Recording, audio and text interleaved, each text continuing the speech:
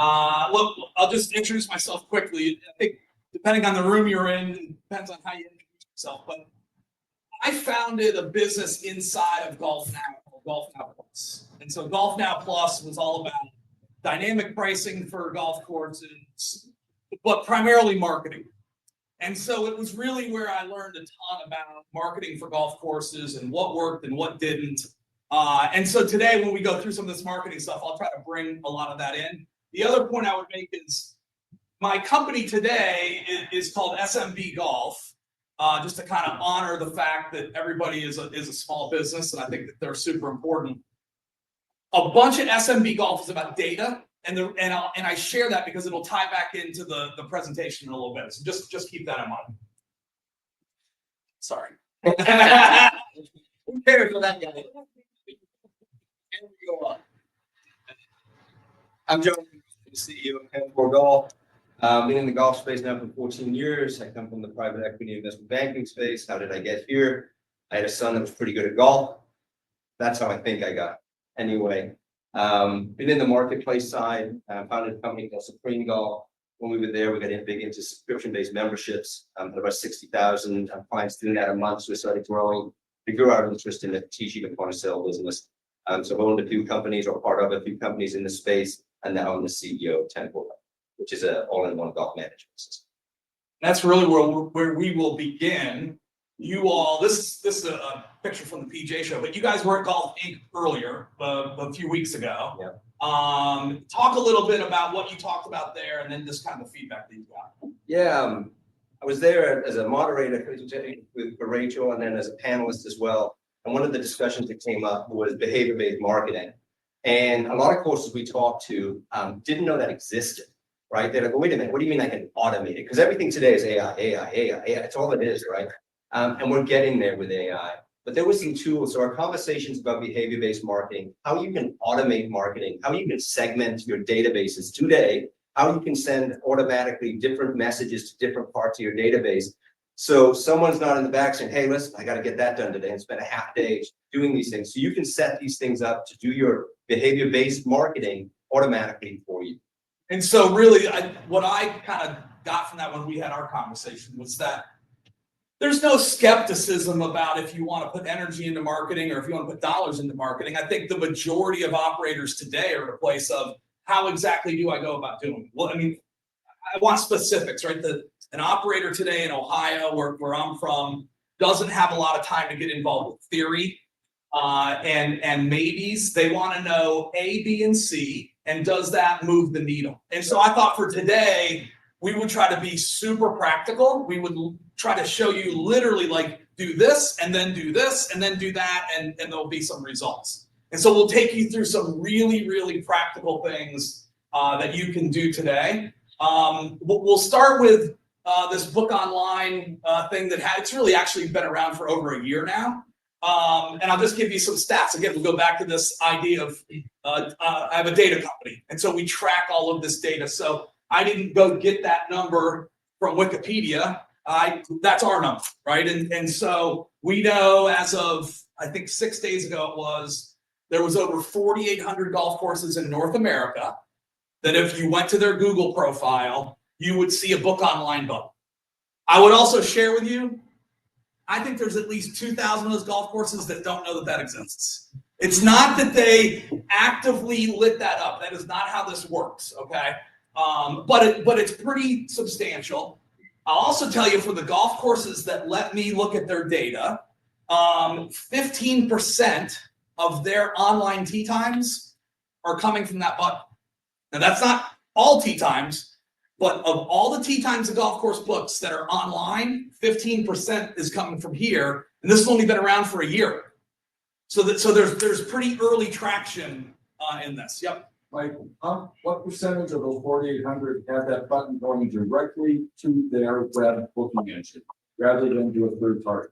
It's less than half. It's less than half. And just for some history, if you don't know, when this got turned on overnight, every single golf course in North America, the button went directly to golfnow.com. It didn't even go to their website. It went direct. But then, really, the reason we have this here is we want to share that 10-4 got intimately involved in this early on, and I do think we created some good. So why don't you talk about how, how we were able to fix this a little bit and how it works today?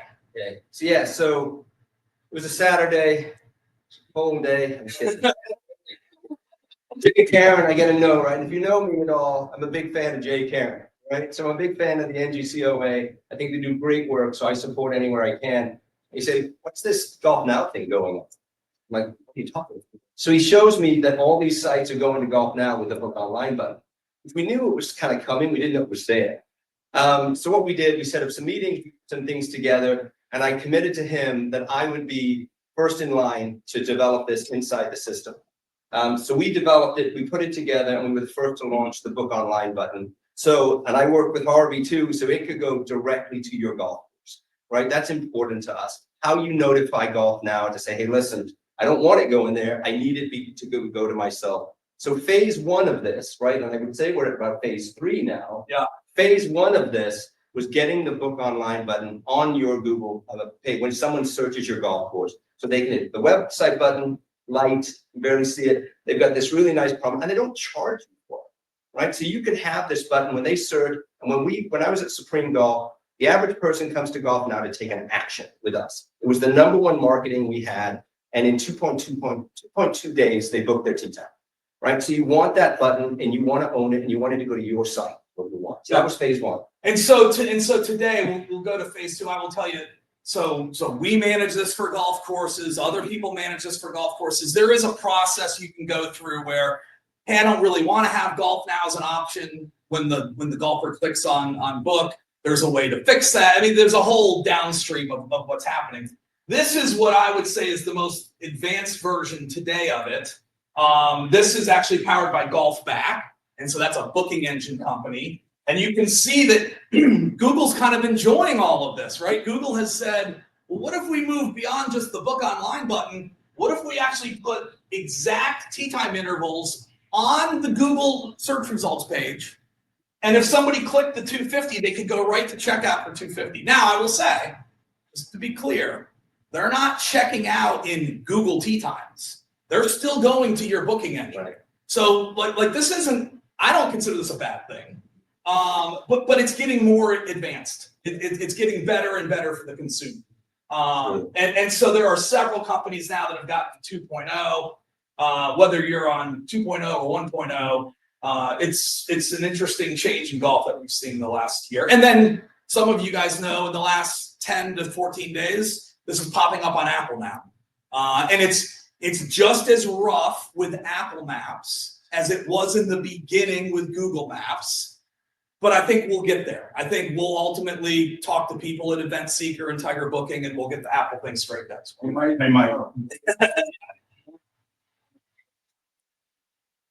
Of course, also on third parties, which are off the left-hand side, the course is always listed first, including the course logo and a little sign that says preferred. Yeah, so you can set what link you want to be preferred, and if you have a website with GoDaddy, it'll actually be the GoDaddy logo and not necessarily the course logo. We've seen GoDaddy come up on here, we've seen MindBody come up on here. I think we track every single outlet of where it could point to, and I think we're over 25 now. So there's just like. Earlier this morning, I said there's 60 tee sheets. Well, there's a whole bunch of choices now related to Google Tee Times. And what you're having though, Mike, right, is you'll be surprised at what you just asked at the beginning. You'll have the book online button, but it doesn't go to you. I don't understand that one at all, right? If you're paying, or there's some type of fee involved in the other 4, whether it's Golf Now, Supreme, XYZ, ABC, you should be a choice on it. I mean, 100% you should be a choice. Well, yeah, but I don't want people to. Not every tee sheet has integrated with Google. That's all right. So if you're using a tee sheet, let's get into this a little bit because I wanted to share some questions. If you are shopping for tech, here are some questions that you should maybe ask the potential tee sheet guys you're talking to. But just to finish off my point, not every tee sheet, not even every tee sheet with 100 customers has an integration to Google. So I don't want you to think that that like, oh, I can just turn this on no matter what. And if you have a paper tee sheet and you want to turn it on, that's not going to happen either. Okay, so I just make sure about that. If you are shopping, I feel like I can put these up here because we help golf courses shop for tech. Here are questions we're asking today of the providers, right? Do you even work with Reserve with Google? If you do work with Reserve with Google, how easy is it for me to opt out? That is a good question that you should pose to every software provider in golf. If you have this integration with Reserve with Google, how easy is it for me to opt out of it? Because remember, when it got turned on, it just got turned on for everybody. You didn't have a choice of whether it got turned on. So you want to make sure it's easy to get out if you choose to get out. And then you should ask about what version. Is it that cool 2.0 thing I saw with Sapona and I see all the tee times on there? Or is it version 1 that's maybe just the button, right? And if you're on version 1, what are your plans to move to version 2 or version 3, you know, as you call it? And then this last one, just heads up on this. It is completely free a day. But we know for a fact there are other industries where there are some booking providers that charge their customer for this. Google doesn't charge for it, but the booking provider that you work with, maybe you're in hotels, maybe you're in canoes, whatever. The booking provider sometimes will charge their customer for that. So just be heads up on that. If you're interviewing tee sheet companies and they say, no, we don't charge for that, say, okay, well, let's put that in our agreement that you're never going to charge them for this. You know, that's just a heads up. Yeah, and the thing is talking about option 3, right? We started with option 1, which is get the book online button or having it if your provider provides it. Number 2, display the tee times if you want that so they can book directly. They're going there, they looked up your course, they can book it. Now, option 3, we had a partner come to us and they wanted to remove the book online button. So why do you want to remove the book online button? And they said, because Let's ask them. Why would you want to remove the book online button? Yep. decreases traffic to the website. I didn't even know it was you. I saw the hand in it. I would say Jason's point, and Jason is a golf course operator along with a technology CEO. His point is a fair one. Did you say it again? Decrease traffic to the website. Potentially. No, you do. Well, but maybe you don't have the influence of every website, right? Yeah, and so if you get that, he's saying, well, if somebody goes and looks for a tee time in Dayton, Ohio, and they find a golf course and they click that button, oh, I guess they're not going to go to the golf course website. They're going to go to the golf course booking engine, and that's going to live in a URL that's like fox.104, Right. you know. So just heads up on that. Think about that for a second. Oh, how many people come to my website looking for a tee time, and then I ultimately sell them a membership?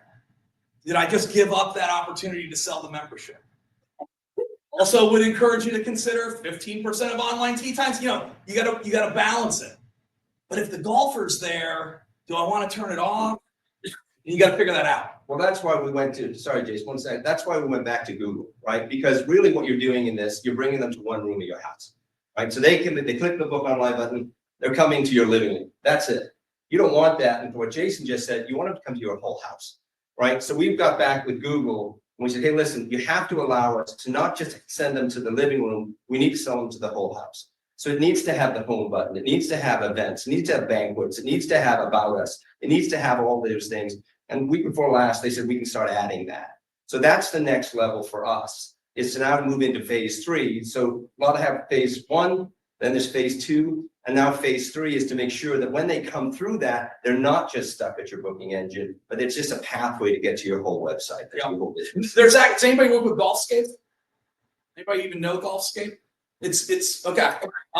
If you see Golfscape in this booking choice thing, it'll actually take you to a page on the website. Just although you may see a decrease in traffic to your website, your conversion rates of golfers who are looking for tee times that will actually produce revenue for people will go up. So it's not objective. Don't use Google. Just recognize your SEO traffic may go down, the conversion rates will go up, and most operators that increase in conversion rates makes it work. Yeah, when we look at Google Analytics specific to this channel or this source actually has the highest conversion rate of all sources that go to the booking engine. So, I mean, the intent is there. I think I wouldn't turn it off. Pat? Jonathan, what's the UX on that? Is that like a landing page experience? No, well, we get to actually use, if you have an organic booking engine, right, as opposed to just a link off or things like that inside the website, you literally get to take them now to the booking page inside your website. So they can have this. So you're not sending them out here and again, they have to come into something else, right? You actually get to bring them into your website. So the booking, they'll come into the booking page. Yeah. They will, but then they can actually go wherever they want, just like anybody else. It's just a different. If I've embedded my engine in Yeah. I can send you the Golfscape example.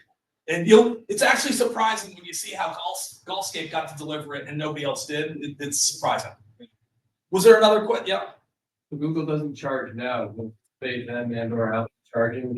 I don't, unless the world goes terribly wrong for Google. Because remember, amazing user experience. And in that will be some ads, right? But I do not think that they're going to charge for this. I do think there will be vendors that will ultimately charge for it. But I don't think Google will charge for it. Okay, let's keep going. We don't charge for it. This is brief, but if you do want to go stack up vendors side by side and look at the details of this, you can go to this page and you can do that. So I just want you to know you don't have to pay to figure all this stuff out. Okay, let's just talk about this quote for a second. This is for the operators, and we're going to show it a couple of times, and it can be callous to some degree. But a lot of what we'll talk about, I just would ask you to get in this mindset of, yeah, I'm in the golf space. I'm selling tee times. I got to play the cards I have as well as I can play them. I don't think I want to waste time complaining about the cards I have. Just give me the cards I've got, and then let me go figure out how I can play them as hard as I possibly can. So, like, yeah, people go to Google and they look for golf courses. There's nothing you're going to be able to do about that. You just got to figure out if you're going to leverage that to your advantage or not, right? And it could feel unfair. This gets into this concept of what do you own digitally and what do you not own? And a lot of people, even myself, I say it wrong sometimes. But like your Google business profile where we were just shown, you don't own it. They can do anything they want to that page. You've never paid them a penny for that thing, right? Facebook, you don't own your Facebook page. They own the Facebook page. And that doesn't mean, I'm not saying Facebook is bad or Google is bad. And I'm also not, counseling you to not use it. But keep in mind, those digital properties, Yelp, you don't own those pages, okay? And you want to think about that when you start to think about your website. And that's what we'll get into here a little bit. This is an example of what you don't own. This is not true about this golf course, and this golf course cannot get access to change it. Okay? Yes, lots of people in the room know you can be a manager of your business profile and that kind of thing. That doesn't mean you get to change every piece of text about your golf course on Google. So just to confirm for you, this golf course doesn't work with Groupon. But they work with Golf Now, and so Golf Now put a Groupon-based thing on their Google page, and the golf course can't do anything about it because they don't own it, okay? Now, again, that doesn't mean Google's bad. The operator did get to put this up. So it's a balancing act. It's a good and a bad, and again, go back to the cards. I got to just play my cards, right? If Google's going to do some things I don't love, okay, I get it. But how do I get to the place where some of the stuff they do can work for me? Yep. Hey, Mike, since you get past the Google stuff, are you going to get to some of the AI-driven stuff for like ChatGPT? I didn't. Okay. Okay. This is 45 seconds. It's quick.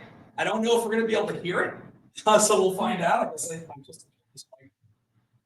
This is also built with AI. This video. There's a cheap shot in here, but we'll talk through it. But I just want to play this. I just want to play this to kind of set the stage a little bit. Let's see if Look, I post new tee times and course updates every day. Why doesn't Google come by more often and pull that into your search I results? see why that's frustrating. Back in June of 2011, Google, Bing, and Yahoo created schema.org to build a universal language for structured data markup on web pages. Using it on your site can help search engines. Then in September 2020, schema.org added golf course and country club to the language inside the local business hierarchy. After we did that, what did you do? I guess we didn't really change anything. Your course already has great info on the website. We're here to help make it even more useful. How? We like reading structured data because it helps us answer questions faster and with a high accuracy rate. Look, I pay people to do that stuff. I think Golf Now manages my website. Sorry, buddy, they didn't make any updates to your website. Yikes. So I worked there, and I swear I have friends there that I love to death. But it was easy. So let's talk about this because I don't know why this happened. Thankfully, I left in May of 2020, and this good thing happened in September of 2020. So I can absolve myself from it a little bit. I don't know why schema.org added golf course and country club, and then not very many people in our industry knew about it. I can't speak to that, but I do want to speak to what we can do today to take advantage of this. And so that's really just the video again. Because you own your website, you get to decide what you change in the code, what it looks like. If you are fully in control of this, nobody gets to tell you can't do that, okay? If you have a Golf Now website, you can't be the admin, and you can't add plugins. So they have some limitations there, but we have fixed this for Golf Now websites. This is fixable even for a Golf Now website, okay? And we'll show you that example in a minute. Why am I even talking about websites? We talked about this 20 years ago, right? And I fully acknowledge that. I get it. It's not sexy. But the reason we are talking about it is because of AI. Because if you think about it, ChatGPT, Gemini, Perplexity, whatever, they need data. They need information so that they can go give amazing answers and amazing user experience, etc. And they're not just going to use Bing and Google to find information, right? They're going to read every book ever published. They're going to read every website ever published. They're going to bring in tons and tons of information so that they can give well-rounded, accurate answers. But if they can't read your website the way they would like to read it, they might not come back and read it again. And they might not trust it very much.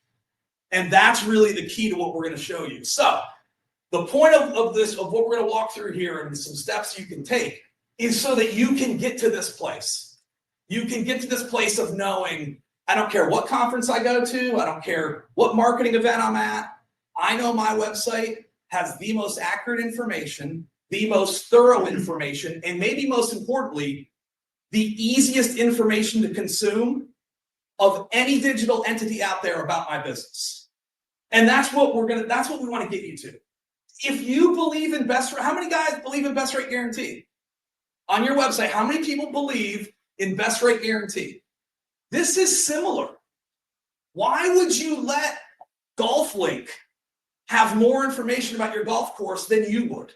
It really doesn't make sense, right? And so if you think along the lines of best rate guarantee, now just apply it to something else. You got to come to my site for all the best stuff. So here's what I did. I looked for a nice picture. I went to Google and I said Texas golf course website homepage picture. This came up. Rockwood. It's in Fort Worth. Anybody know this golf course? Okay, awesome. Rockwood came up. I thought the picture looked nice. And I said that'll be our test case. It was that simple. My philosophy is, and I want you to join me on this, that Google and ChatGPT and Yelp should get their information from that site. That's what I believe. Maybe you do, maybe you don't. If you don't, I want to convince you that you should. Okay? Let's increase the size of this little snippet here and get into some detail here. I asked ChatGPT about Rockwood Golf Course. All right? And what's really cool, I think, about ChatGPT is when it gives me information, it tells me where it got it, right? I think that's nice. It's like they're trying to build trust. The problem is, they got the phone number for Rockwood from GolfLink. They got the course description, like where you get to kind of brag about your golf course and say nice things. They got the course description from Yelp. And remember, this doesn't look too bad. That's like a nice looking, so like I'm not saying that they built this on their own in Google Sites. All right, this is a decent looking website. They got something from the first tee, not awful. And on 2 occasions, but only 30% of the time, 33, did they get the information from the Fort Worth golf website. I just don't think that that's where you guys should want to be. I think you should be like, no. In 3 months from now, when I go ask ChatGPT about my golf course, all of the citations should come from my website. That should be the goal. Now, you might say, why? What is that even worth? Well, people do click these things to go to the source. And actually, you want to get ChatGPT to a place where they're like, man, good information there. I'm going to keep going back there. Now you guys are going to put FAQs in that site, and it's going to talk about how great it is to play here and why this is the best golf course in Fort Worth. But your site, your web address, you got to earn some authority with ChatGPT and these other bot crawlers. Bruce? How do you make that happen? Yeah, so I'm going to show you right now. Next slide, Bruce. So, and just so you don't think like this is just out of my head, we did ask ChatGPT, what did it mean that GolfLink was listed #1? And how are you trying to do this? Like, what's your goal here? It said the first citation is the primary authoritative or official voice of the data. And it said, example, I guess it would be the club's website, because that's a natural expectation. That is what the engineers that are building these things would think. Like, they would say, well, wouldn't every small business operator have amazing information on their website? So that's reasonable, okay? But we know in the case of, and honestly, when I kind of stumbled into this, we audited 15,000 websites in North America. You're talking like 5 or 6% are doing it properly. It is, this is a massive problem where the operator is ceding their voice to other aggregators and other suppliers of information. So I don't want you to think this is like a one-off. Almost everyone in golf is struggling with this except Arcus. Because again, if you were here on Monday, that's the smartest guy in the room, and he works at Arcus. Okay. So, okay, that's just a joke. That's what I listen to saying. So anyway, let me show you how to fix it. So here's the first thing you can do. I created 2 URLs so you can easily, quickly go audit your website. Okay. Don't use www when you do this. All right. But you can go to checkmywebsite.golf. Checkmywebsite.golf. And then actually the one I prefer the most, you can go to checkmyschema.golf. Schema spelled SCHEMA. That is going to forward you to one of 2 sites, a Google testing site or actually Schema's testing site. And their page is called Validated. You're going to simply just type in your URL and it's going to tell you where you sit. Okay. This is where Fort Worth sits. No items detected and no items detected. So it's a 0. Here's what we can do. I know this looks like gibberish. And so I know Erica a minute ago said she thought this was super easy. I wouldn't say it's super easy, okay? But I figured it out. You can do it. You can do it, right? And if you don't want to do it, there's people that will do it for you. But what you need to do is you need to create what's called JSON script. And guess what? ChatGPT is pretty good at telling you how to do this. You need to create some JSON script. That JSON script, remember the video? You have got to use golf course JSON script. And so golf course lives under local business. This is a big hierarchy of terms. You want to use golf course as your type. If you're at a country club, you want to use country club as your type. And then you're going to say, and I have a golf course at my country club. You're going to use them both together. Okay? Once you do this, and there's a whole bunch of data in here, guys, and I go back to, remember I said I have a data company? We already had all the data on the golf courses. So it was really easy for me to build a workflow, and it wrote the script for every golf course in America because I already had it all, right? You want to tell it how to book a tee time. You want to tell it where your iOS app is, where your Google app is. You want to tell it if you have a wait list. You want to put in the join schema so they can get on the wait list. You want to put in your slope and rating. You want to tell everybody what type of grass you use. You can go to a deep, deep level with this stuff.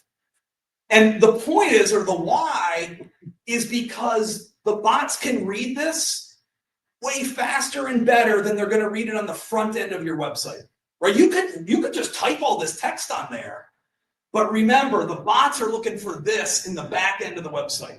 And typically, we only put this on the home page, but then frankly, we do some cool stuff with the About Us page too and whatnot. But we always start with the home page, okay? So again, Bruce, it is a little technical, but as good as AI tools are today, you can go ask them, right? And I think you can get to a place where you can do this. We've done this on Rob West websites. We've done it on Golf Now websites. We've done it on Club Caddy websites. Like every website will support this. Okay, you don't think, mine can't do it. It can. Yeah, one thing in life, I always look like this discount stock brokerages, right? Where you do it yourself. Some people use Ameritrade, some people that they want to do it themselves. And there's full service, where I started in my life actually in that business at Shearson Lehman Brothers. We were full service. You have things to do. We're going to take care of it for you. So I think, with people like Jason and myself, go to your GMS provider. Say, hey, listen, I need this done. I need to make sure this. I mean, it almost should be like a best practice, right? When I go to a company, they do this for me. I partnered with Mike, right? So Mike, when we bring websites and we do the websites for people, say, okay, make sure this is done. We check the box and you have it, right? So things like that, you can go to your GMS provider unless you want to do it yourself. And unless you're like an Arcus or a Troon that have departments and all that, it becomes more difficult sometimes to do by yourself. Wait, behind you first, Clive. Okay. Does it matter where you post it? It does. As far as like where you post your Google Analytics code, your Yeah, it does. Metapixel So code. typically you want to post this big block of kind of general information on the homepage. Right, but does it matter which order between your pixels? Oh, and just simply as the HTML script in the head. Right? I mean, typically these things you care about, you put in the head so it gets read first. But actually, I have a website myself with lots of blog articles. And we actually are forced to put it in the body. So it's okay. as long as it's there, it's Exactly. better than it's not there. Exactly. How often are you going to change it? Yes. So this is the difference between SEO and AI. To be very, very clear that this is just version 1, which you do to get seen. But to actually get referenced, you need to do this. I'm very controversial. You need to do this daily for every bit of your data set that you have in your golf course, from your F&B to your actual golf course, to get noticed in any of the AI engines. It is not a one-off SEO service, which you're familiar with in the last 5 years. Well, let me show you some results where we didn't do it daily. Okay, so let me walk you through this. So this is the first golf course we did it for, and I have to really show this one because it takes a few months. This will not work in 48 hours, right? It takes a few months to get traction. But you can see, and this is a Golf Now website, okay? You can see we're at like over 75% all the citations coming from Eagle Sticks. Now you'll see 2 that don't. They come from the USGA affiliate in Ohio. Not the worst thing ever. Certainly they're not coming from an aggregator. And one of them helped us learn something. That ohiogolf.org, they actually had a different phone number for Eagle Sticks. And so we were able to go back to ohiogolf.org and get that fixed. So there was even a benefit, from that. But the point is, this will not take a year. It will not take 6 months. You can put in this change on Monday, let's say, and you'll start to see some benefit from it. Now, I would say this. Because I mentioned like 95% of the websites need this, I would want to be sooner than later. Like maybe at some point everybody catches up to everybody and it doesn't impact you as much individually. I'd want to do it sooner than later.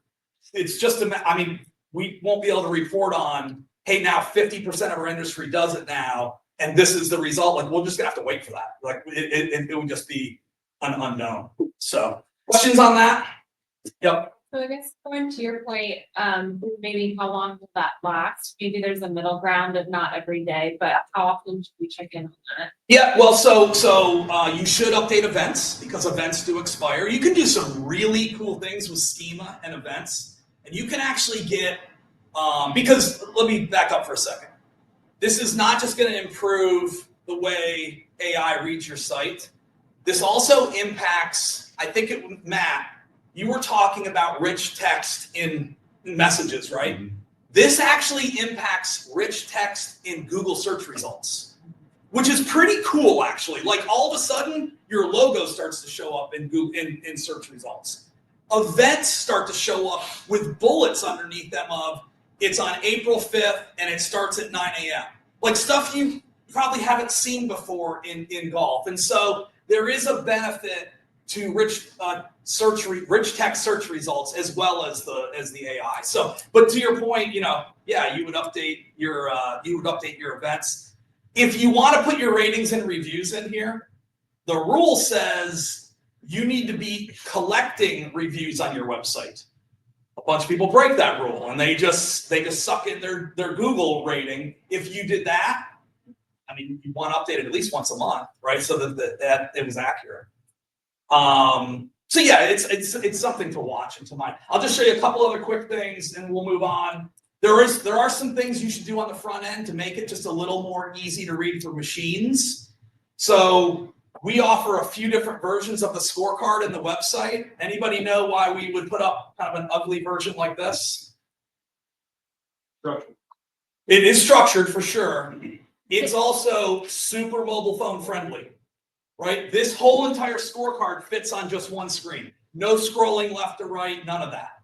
And golfers like that, right? And so we're trying to be thoughtful about those things as well. And then the other thing, this really goes to Clive's point. On the About Us page, we are literally telling on the front end, we are telling the AI, hey, the Eagle 6 team updated this in August of 2025. It's also going to say October, and then it's going to say December. So we're not going to do this monthly, but we're going to do it like every other month, every third month. And you can see where we got a little more bullet oriented on the About Us page, right? Like, again, just thinking about machines as well as people. So there are some things that I would suggest you do on the front end. Lastly, 1 second.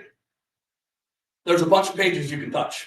There's a bunch of pages you can ultimately get this thing to. And if you're a big Google business profile person and you love having all 10 categories, like one of your categories is driving range, well, then you should have a driving range page on your website and that should marry up to your Google business profile. Like, there's some cool things you can do there. So I think that's a little bit next level. Yeah, I think it's good, but it's right. Do it yourself. You can totally do it Have yourself. someone do it. That's right. And get it managed. That's right. But step one is do something. That's right. That's right. So okay. So that's you can manage your Google stuff, right? In your Google business profile, grab your own your listing, so to speak, but remember you don't own the page. You can do your schema stuff and get way better on AI. By the way, how many small businesses in general do you think have schema on their website about their industry? 20%, right? So even though we're at 5, it's not like everybody else is at 85, okay? So you can do the schema stuff, and then you really, in my opinion, you should be looking to your GMS provider about like automated marketing. Look, do I have to do all this myself? Isn't there a way that if the golfer fits into a certain classification, we can strategically market to that person? And I think that, this is new for 10-4. So I think this is new and it's worth going. So before we do that, maybe see if there's any questions. You just gave a lot of Yeah. questions for that. So trying to get something else.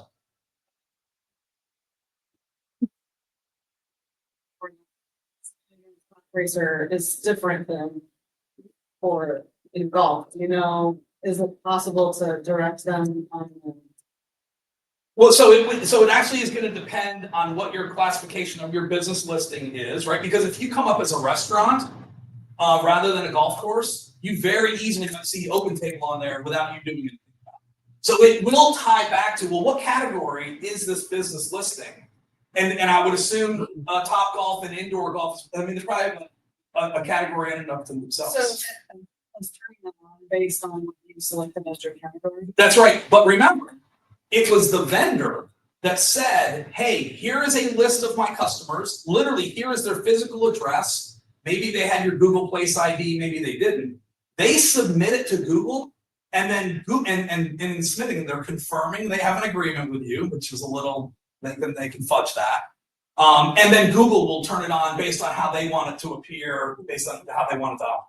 So ultimately, like both of these guys, they submitted their list. Well, and actually you have a toggle button, but, and then it goes to Google, you know what I mean? There's a couple steps to that process. Okay. Yep. For those of us that don't have a 10-4 form credit, is there a company that might be out there that is higher to do this? Yeah. I'd be happy to do it. I think it's cheap. I mean, we do it for less than $700 a year. Like because I actually just want you guys all to do it. You know, I'm a little bit like the Bob Parsons who's like, well, I just paid $12, or you're like, I don't want it to be $1,500 a month or so. I think that's ridiculous. I just want you guys to do it. I don't want trampoline parks to surpass us in participation or something like that, right? I think about the industry in general. Yep. I just, you were asking about like how often you should update it. You can actually, if you go into the Search Console, you can request the bot to reindex your site. So it won't always do it, but you can make that request. You just don't want to over request that. Yeah. So every time we create a new page, we ask it to index. And then on the thing, like Augusta National currently is available for bookings. This is on the way, so I do it now. Yes, Harvey. Video posted that's linked to YouTube. It's had over 1 million views, so it's very popular. But is there a separate scheme that would No. be found by AI? No, so we use a video line inside of, you know, this thing ultimately rolls up to an organization. You can embed video under the organization block, but you can certainly share the video inside of the schema. And that also kind of reminds me, you really want to have a map in your schema. They really will reward you for having a map, and then obviously it's going to be probably a Google link to that map. They will reward you for that if you do that. So, are you leading to something, Harvey, or on the video? Or yeah.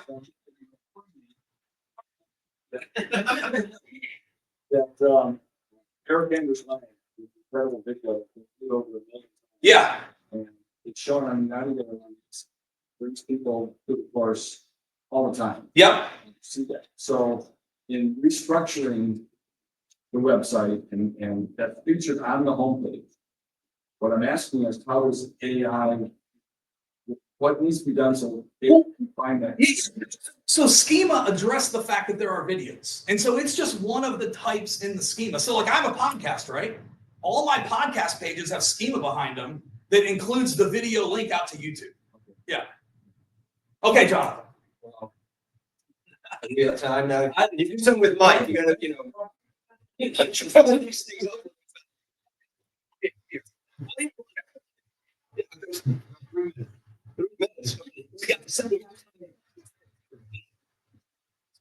Listen, I'll be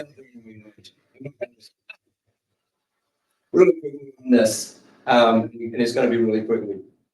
We get asked a lot, right? It was after the golfing conference, people pulled us aside and said, hey, can that really be done? Can we do it? And some of you are doing it, right? I mean, but some people are working with it. And this can be done by yourself, or you can use someone to do it, have it put together for you.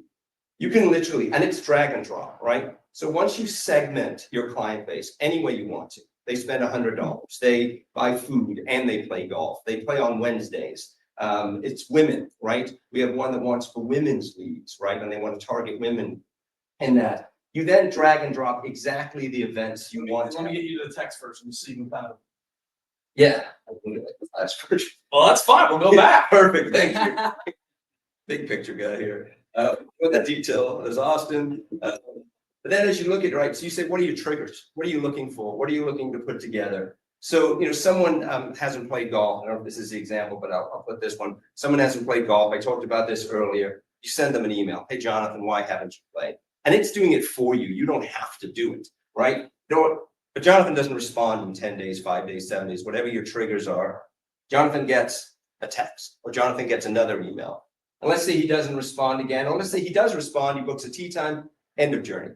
It's over, right? He did it. He's no longer 21 day plus, hasn't played, and we go on. But you can continue to do things like that with any way you want to do it, offering discounts, offering coupons. You have a sandwich when you get here. But the best part of it is it sits in the background, right? You don't have to do it. It's automated. And you can pretty much set up any type of journey you want to target any customer, to send any messaging you want in a format like this. And it's all based primarily off the segmentation of your data and how you value your data and your consumers. Tier 1, 2, 3, 4, 5, whatever you come up with is the definition of those tiers. Let's talk about maybe the most popular one, at least out of this conference. Yeah, you're talking about the confirm, right? Exactly. Yeah. I mean, it's just another journey. That's right, another journey, and this is only part of it, right? So you can sit there, we were talking about earlier about no shows, short shows, cancellations, etc.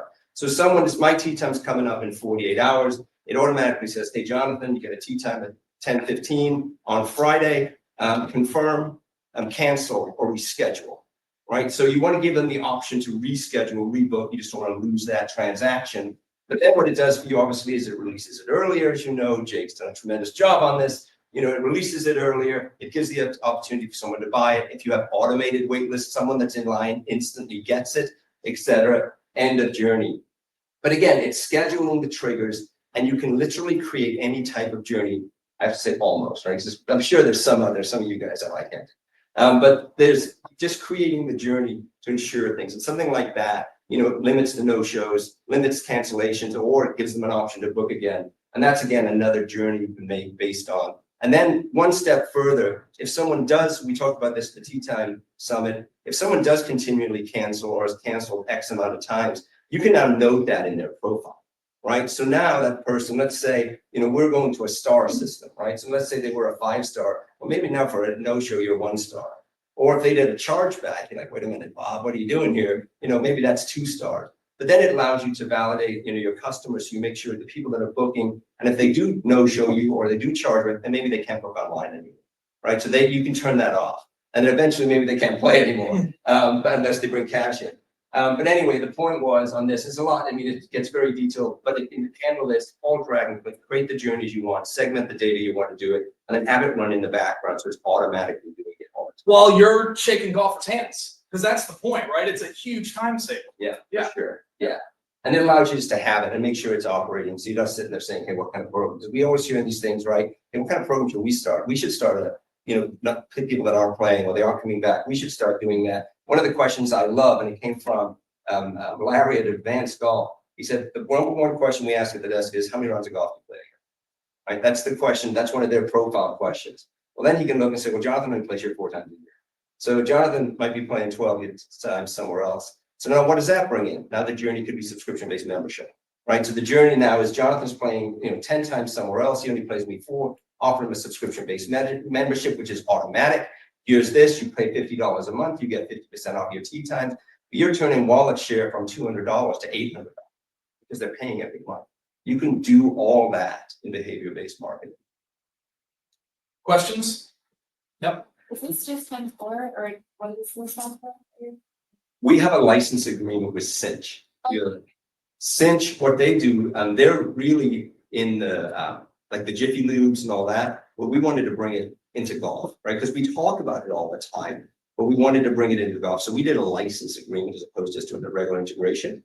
So we run it. So we do it full service. I'm not a big promoter here, but you can do it full service where once a month, initially we set up, let's look at the journeys, let's look at the segmentation, let's go to all that handles. I'm a big full service guy because I know you've got a lot of work to do. And then we have it run, or you can actually take it into your marketing departments and run it yourself. How many GMSs are in here? Lightspeed 10.4, Club Caddy, well, 10.4. I would, Jason knows this, because I would love to see you guys get dropped into more tournaments. I think the GMSs should be sending you guys notifications. Hey, you just booked your 50th online tee time today. Like, and it encourages that change that we all come to these conferences and talk about, ultimately changes the underlying thing here. And I would love to see more GMSs just like encourage the operator of like, you're doing great, keep it up. You know, I think that'd be real cool. Yeah, and that's flexibility, right? Yes. It's created. Yeah. Whatever you want to do, rewarding customers. Thank you for playing your extra round, doing this. So yeah, I love that too. Okay, thanks everybody. Thank you.